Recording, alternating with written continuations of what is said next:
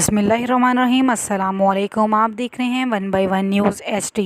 अहम खबर से आगाह करते हैं। ननकाना साहब DPO बिलाल इफ्तिखार की हदायत पर मुंशियात फरोशी के खिलाफ क्रैकडाउन तेज़ी से जारी है।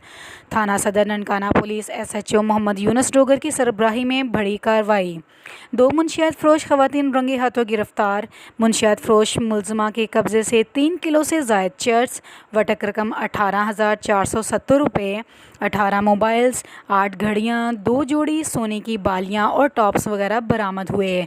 मुकदमा दर्ज। तफसीलात के मुताबिक थाना सदर ननकाना के ASI ज़फ़रुल्लाह खान ने हमराही टीम के साथ दौरान कार्रवाई बदनाम ज़माना मुंशियात फरोश घराने से ताल्लुक़ रखने वाली मुलजिमा रेहाना बीबी को रंगे हाथों गिरफ्तार कर लिया।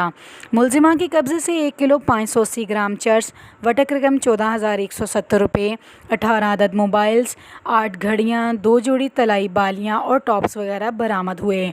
जबकि दूसरी जानिब ASI अब्दुल मनान ने अपनी हमराही टीम के साथ मुंशियात फरोशी का मकरूह धंधा करने वाली ख़ानदान की मुलजिमा मसरत बीबी को रंगे हाथों गिरफ्तार कर लिया।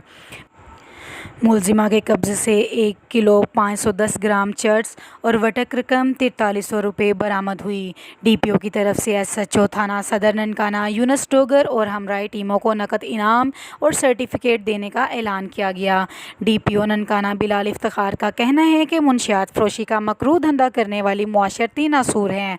मुंशियात फरोशों और मुंशियात फरोशी के अड्डों का खात्मा करना मेरा मिशन है।